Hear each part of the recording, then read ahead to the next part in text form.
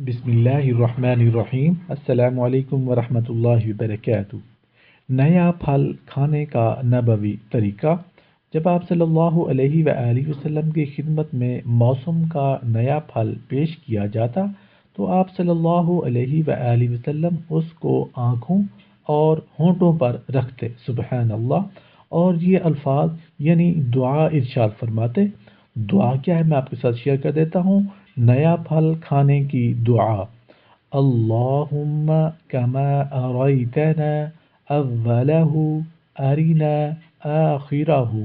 اے اللہ، جس طرح آپ نے ہمیں اس پھل کا شروع دکھایا، اسی طرح اس کا آخر بھی ہمیں دکھا۔ اور پھر آپ صلی اللہ علیہ وآلہ وسلم کی خدمت میں جو سب سے کم عمر بچہ ہوتا اس کو عنایت فرما دیتے، سبحان اللہ سبحان اللہ۔ یا اللہ پاک ہم سب کو رسول اللہ صلی اللہ علیہ وآلہ وسلم کی سنتوں پر عمل کرنے والا بنا دے۔